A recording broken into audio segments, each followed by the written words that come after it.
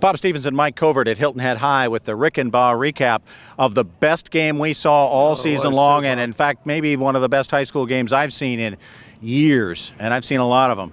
Hilton Head High loses the region championship game to Hanahan 49-45.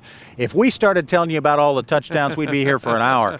It was back and forth. What a game. They were a resilient group, and I think there's a lot you can take away for Hilton Head High. Despite losing, that you actually won the game at the end there. You got the call didn't go your way. So I think you go back and look at the tape and you regroup, and next week going into the playoffs, they'll be in a situation where they can learn from that and give them motivation. Now, as we show the last play of the game, Aiden Hagerty goes down, but it's his not his knee that he falls on, it's the football that he falls on, and that still means it's a live ball. The play should still be live, and of course, then they were playing Plinko in the end zone, and Hilton Head came down with the ball in the end zone.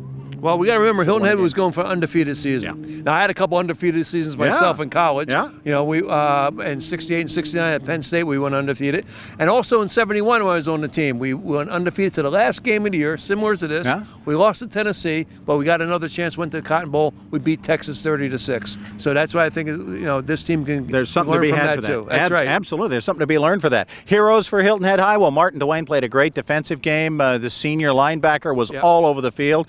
Believe it or not, a defensive player might have been our MVP in a 49-45 game. Offensively, Bryce Singleton, who will be back next year, he'll be a senior.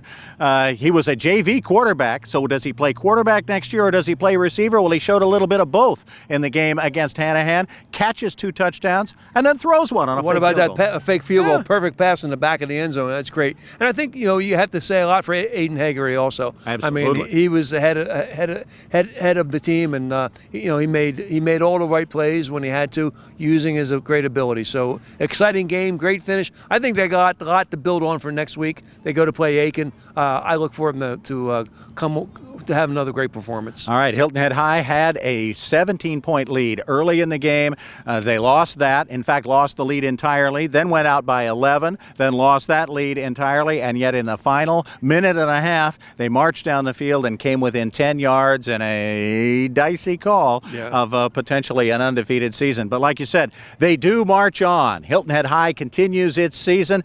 It's been a great season with you on WHHI Sports. We've had a great one, and looking forward to what comes up in the future. Thanks so much, Chuck. Bob, look forward to it. All right, that'll do it for the Reichenbach recap right here on WHHI. Hilton Head High used our video of that final play to appeal to the State High School Athletic League. The state came back and admitted the officials blew the call, should have been a touchdown.